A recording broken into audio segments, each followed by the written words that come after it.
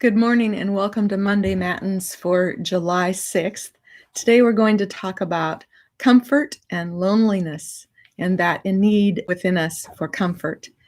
In these times of separation and quarantine, especially for those who are quarantined alone, we can't just walk up to someone and say, I need a hug.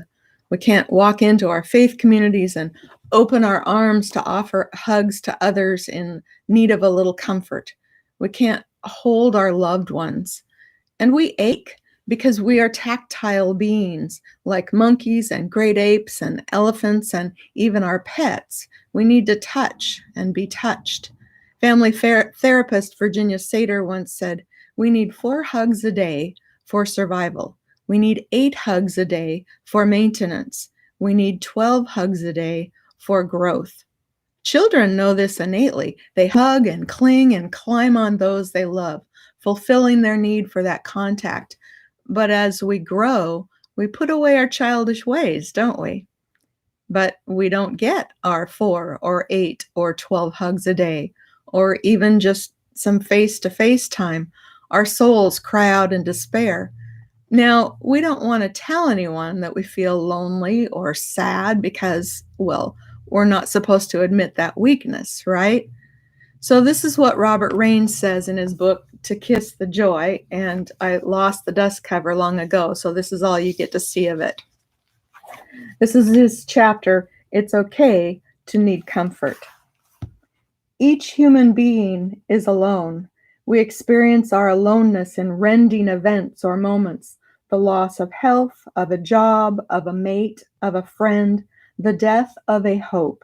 Some layer of comfort in our lives is ripped away, and there we are, having to go it alone.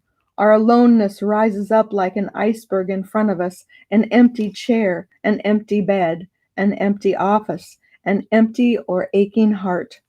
Sometimes we experience our aloneness as an annoying, free-floating itch with no place to scratch, a yearning deep within us that will not let us rest, a restlessness to know and be known wholly, to touch our own deeps and the deeps of another, a restlessness to reach out and feel the heartbeat of creation.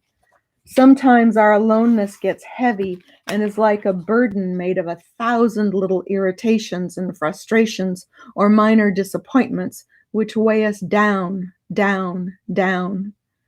Raines goes on to talk about a time when he personally was feeling exhausted and low until he let his guard down and shared his feelings with friends, and he prayed. Then he writes, comfort had touched me and opened me and made me vulnerable. Criticism or hostility I could have handled with the back of my hand, but comfort undid me, and I was too tired to resist it. God comforted me through the comfort of some of my friends. Whoever else God is and whatever else he does, in a primary, continuing, deep, primordial sense, he is the comforting presence and power in your life and in mine. And the incredible good news is that he takes the initiative in coming to you and to me. We don't have to do anything. We don't have to make it right. He is coming to you and me as we are, where we are, in our aloneness, in our need for comfort. You know, it's okay to need to be comforted. Though I know that, it's still a little hard for me not to feel ashamed when I need to be comforted. Someone should teach us that it is as blessed to receive comfort as it is to give comfort, that it is as human to need to be consoled as to console. Having identified with my strength for most of my life, only lately have I been discovering something of my weakness. Many of us are raised by profession, by parenthood, by persuasion to be comforters of others.